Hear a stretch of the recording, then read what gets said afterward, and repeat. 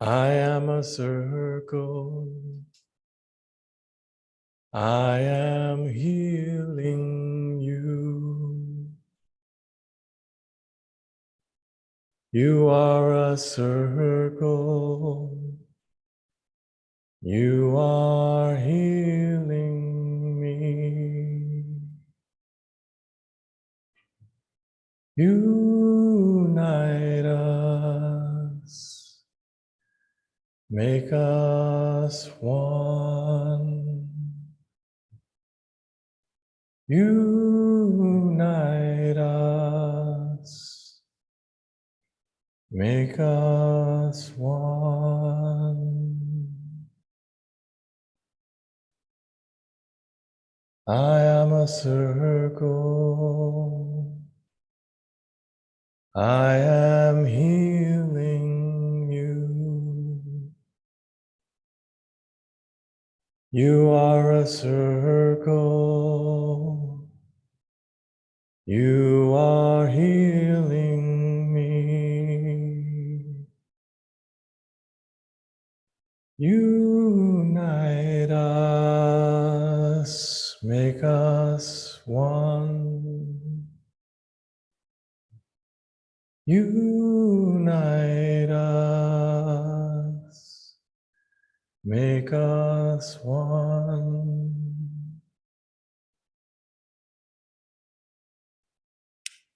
There's an old Irish proverb, which I love. It's one of the guiding proverbs of my life.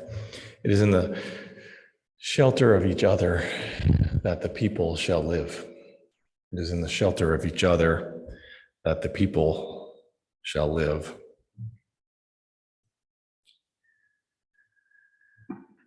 We need each other. We need each other. And yet, more and more, perhaps, we are also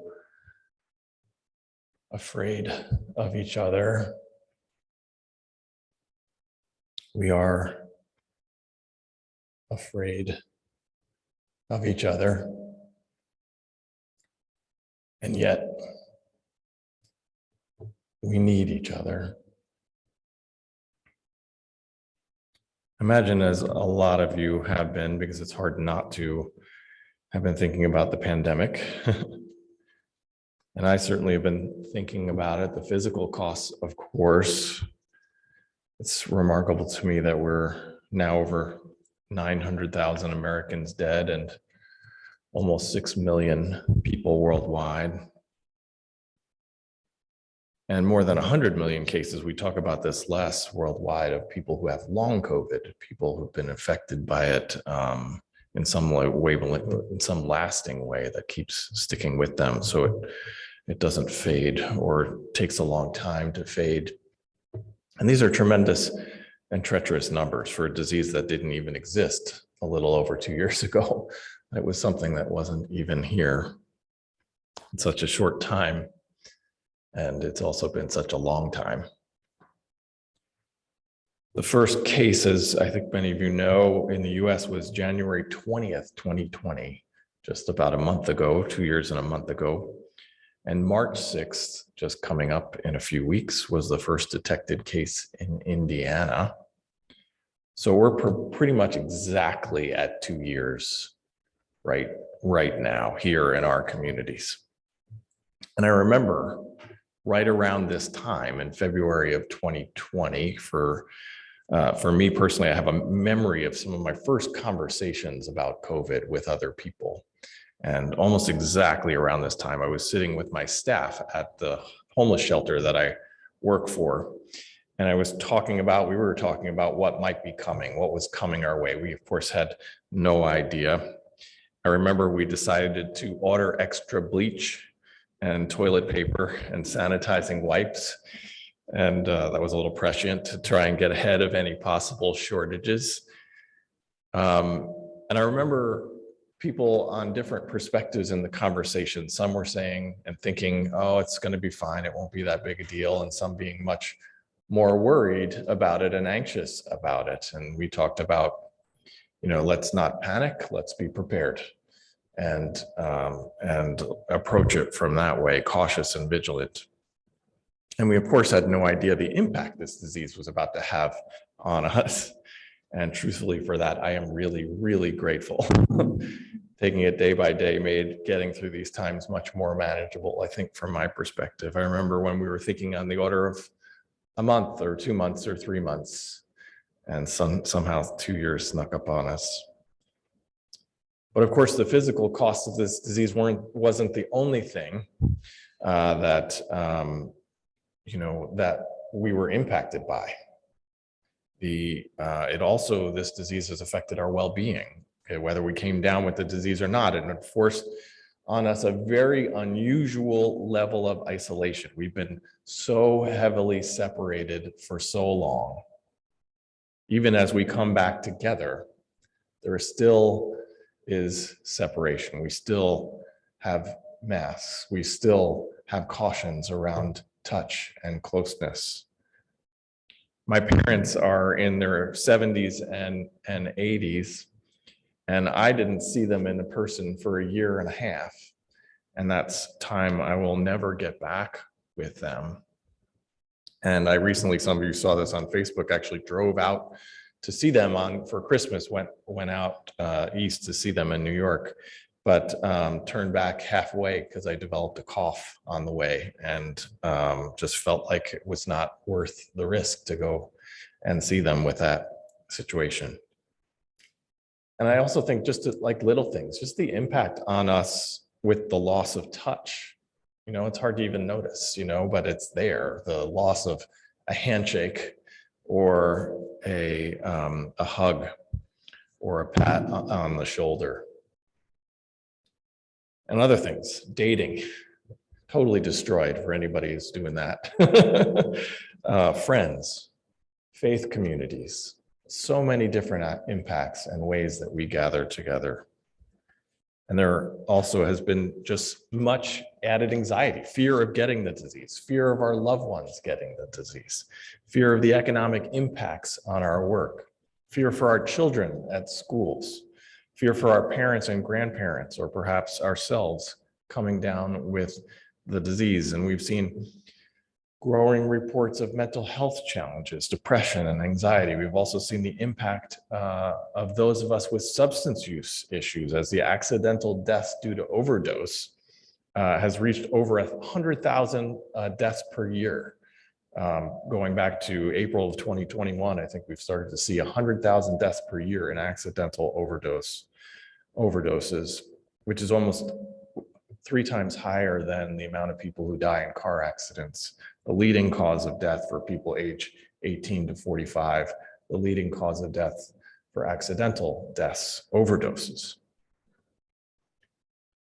And as an employer, because I have staff in the organization I work with, I notice there's just a much higher level of worry and caution and fear amongst the staff I work with. It's subtle. It's not even sometimes even spoken, but it's there.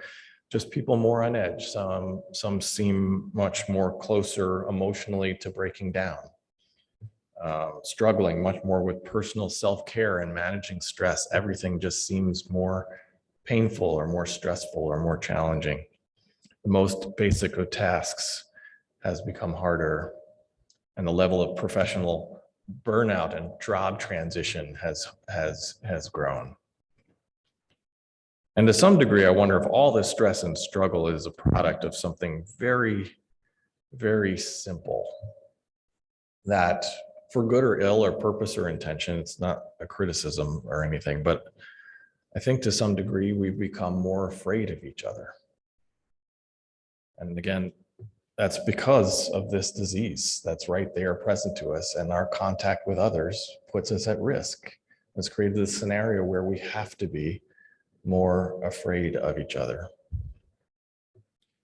I am reading a book called The Least of Us by Sam Quinones, and it's a really amazing book about a very tragic subject. It's about the rise of synthetic drugs, particularly fentanyl and meth. And he talks about, in the book, he talks about isolation and the loss of community and its impact on substance use. Early in the book, he said, something very simple, but I experienced it as very powerful. And I didn't mark it down, so I don't have the exact quote he said, but basically he said, we are something very simple. We are social beings. We are social beings. And all of what has been happening to us came, all that we've experienced kind of just hit me, just came crashing down on me with those simple words that we are social beings, that we need each other. It's such a basic truth, but sometimes so easy to forget that we need each other. We really do need each other. And the pandemic has deprived us in some ways of that, both physically through safety precautions and isolation, and also emotionally through, frankly, a greater fear that we can harm one another through the presence of this disease and the risk of it. And again, I want to be careful. I'm not belittling this fear or belittling our cautions or the safety precautions or saying we should have done something different, but I do want to acknowledge the impact of those decisions and how they affect us and how they are hitting us. What happens to us? I asked that question. What happens to us in our hearts when we become more afraid of one another? Because when we say we are social beings, when we say we need each other, that's not optional. That's not something that we can set aside for 2 years and suddenly be okay in the same way. That the loss of that closeness, it has impacts on us. It makes life harder. It makes our hearts a little heavier. And we've all been living with that for 2 years. But it's not only, of course, the pandemic's not the only way we've grown further apart. It's certainly a big one and a very obvious one in front of us. But I also look at the political divide in our country. And I ask myself, the demonization of some by others, and I ask myself, what does that do to us? What is that, that demonization of others over political differences? How does that impact us? How does that lead us to feel and fear other people around us? And I, obviously have our problems gotten so much more challenging than they have been to deal with, or of the forms in which we learn and talk about things just, become more divisive and cruel. I think so much of it is just perception. We haven't become worse as a nation necessarily, except for the perception, I think, of the other person being more dangerous to us. Social media, as an example, loves controversy. It thrives on making people angry. I mean, and this is literal. There's like all kinds of documentation on, for example, how Facebook actively stirs that anger to drive engagement, that it promotes that anger-based engagement and thus advertising on its site, that it literally seeks that out. When they were talking about putting the, when Facebook started, it just had the thumbs up emoji, and then over time they made all these other ones, the anger and the laughter and things. And in some ways, it gives us more opportunity for expression. But I also knew that once some of those negative ones were going to show up, it's like, that's going to cause trouble. And certainly we've seen a lot of challenges in social media just driven by people's anger and frustration on there. And there's also on and on, there's the impact of the 24/7 news cycle. For some of the older folks among us in this room, we remember a time when the news was on television for just a very short period, that it was just on for maybe a half an hour at 7 or 11 or 5:30. Sometimes there was little half-hour shows, and they were usually the same show 3 times with some slight changes maybe as the news went on.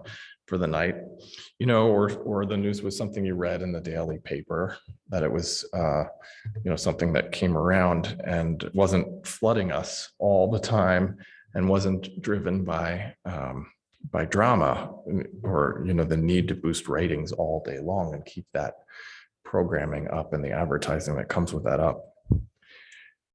You know, and there are actually, it's really kind of sad, but there are actually studies that confirm that while crime has gone down over the last 40 years, we are actually more and more afraid of crime. And when asked and polled, more and more likely think that crime is going up.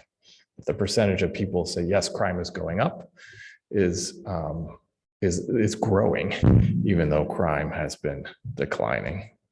And that's directly a result of media, you know, putting out there more the fear of one another. You know, these are all big things. These are all big questions, big challenges. But I ask myself, what happens to social beings? You know, we are social beings. We need each other.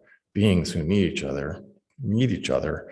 What happens to us when we need each other, but we also are becoming more afraid of each other? What does that do to our brains? What does that do to our bodies? What does that do to our hearts? What does that do to our communities? What does that do to our politics? And I think the natural follow-up for me is, and to use a term quite intentionally, is how do we immunize ourselves from that? You know, how do we build up not just ourselves, but our communities? How do we build resilient and resistant communities that can resist that fear, that can stand in a different way from that fear? And here's the thing, sometimes fear is an entirely appropriate response, right? It's a human emotion, it's normal, it's natural, it's a response to risk. Some situations and certainly some people are dangerous and destructive and hostile and on, and violent and on. And that's one of the reasons why we have this biological response in us. It's a response to threat. It's a response to take care of ourselves in the moments of threat. But there's also real neurological evidence that this type of behavior, this spreading of fear, this spreading of anxiety, that it's actually contagious, that it grows, that starting at its most basic level, anxiety is contagious. And so if one person lets anxiety take over them, it's very easy for another person to let that anxiety also take over them, and on and on and on. And when it spreads, it makes people do lots of really stupid and often dangerous things, and there's all kinds of biology around that too, about how we just literally lose our capacity to think when we're stuck in fear. And over time, this is also a bit challenging, but over time, the more people live with anxiety, live with anxiety and this fear, the more it actually builds brain pathways, making us more likely to experience fear, anxiety, and threat again, that our body becomes accustomed to it. The more we experience it, the more accustomed we come to it, and our body becomes predisposed to it. So all this threat on the news and social media is literally rewiring our wires, our brains, to be more afraid. And truthfully, I find that scary. So again, we ask the question, how do we counter that? And the biggest thing from my perspective is, how do we move in the world less with a sense of threat and more with a sense of compassion and care, even in the face of great risk? Because that's always what it's about. It's not ignoring the risk or pretending the risk isn't there, or being stupid in relation to that risk, or being, but how do we continue to move in the space of a world that sometimes has risk, with greater compassion and care, and not let fear and anxiety take us over. And I don't wish to be trite here, because probably every preacher in the country is using this term right now, but Bell Hooks offers us some powerful words when she says, the transformative power of love is the foundation of all meaningful social change.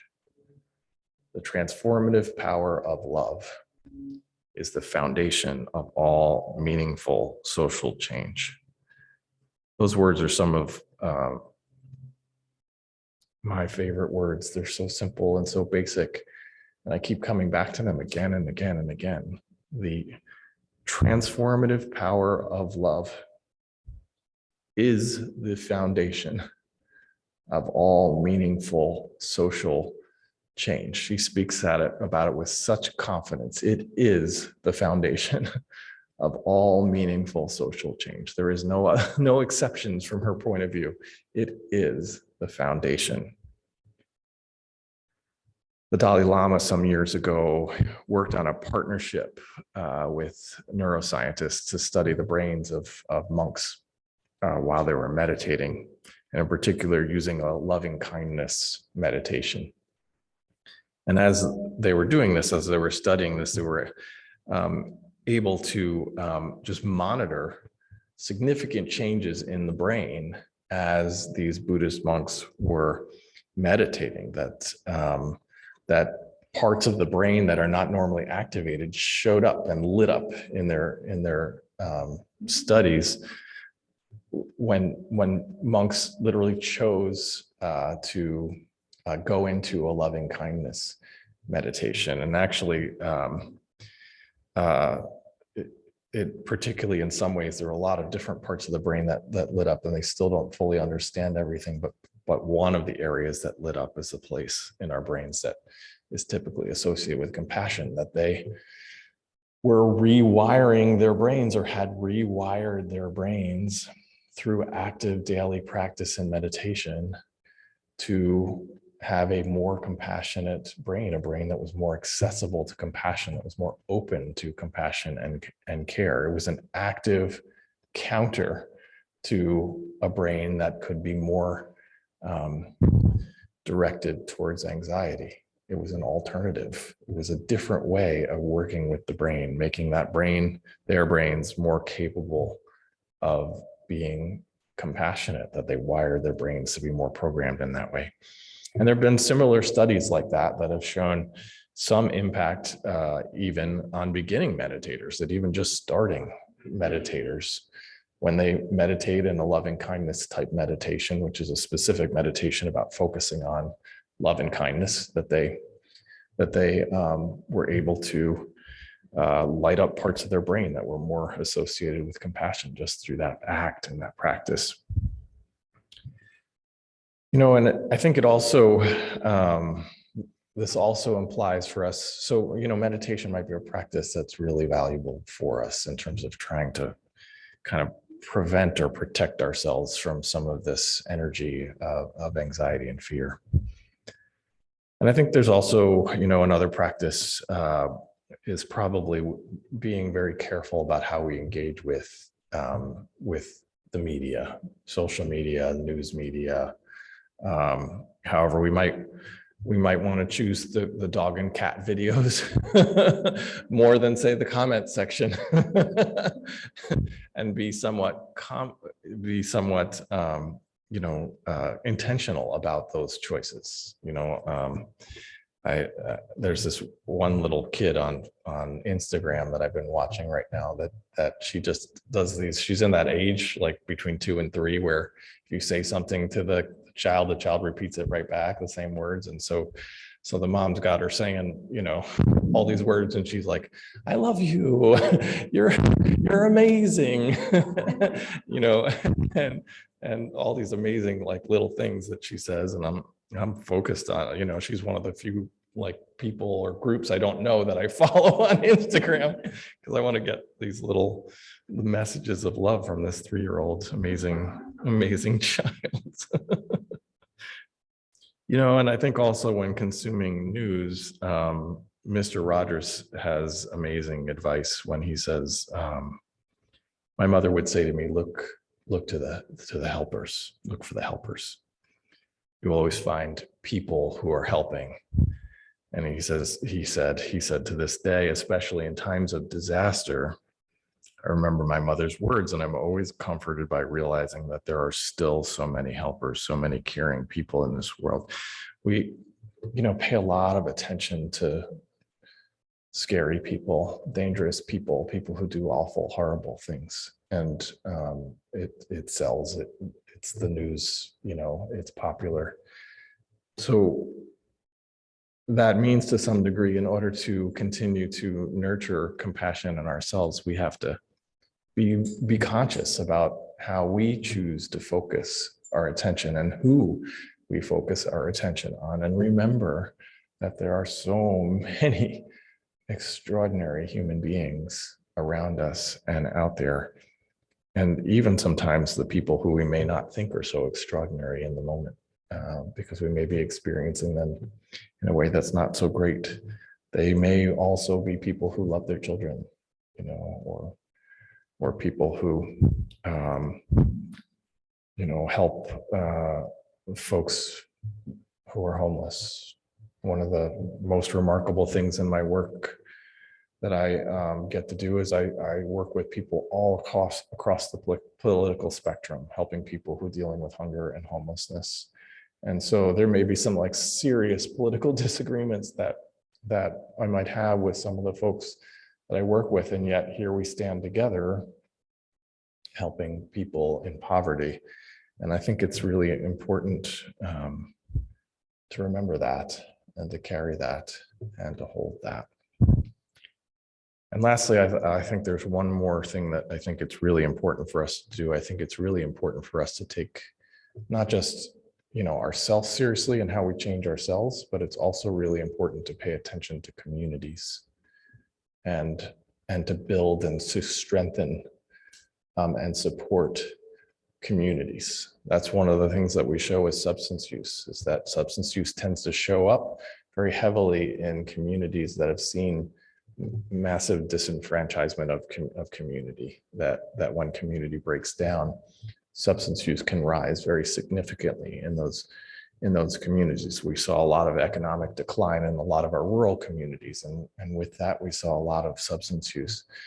And so we see the opposite when we build community, when we in simple ways like a community pool, and making sure that there's something like that we I think of Boys and Girls Club and that opportunity and how it creates community for people.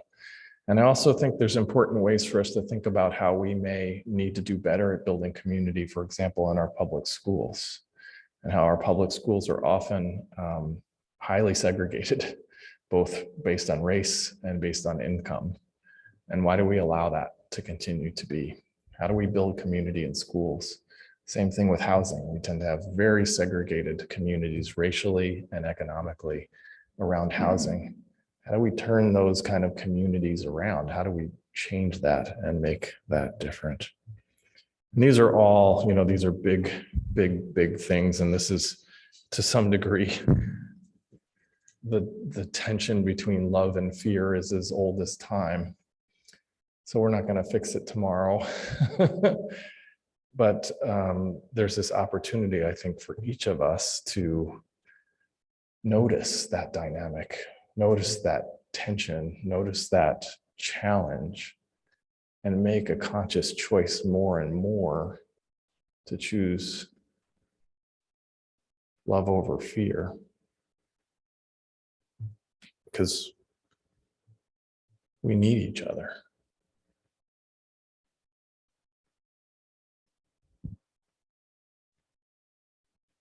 I am a circle. I am healing you. You are a circle. You are healing me. Unite us. Make us one. Unite us. Make us one. Shalom, amen, and blessed be.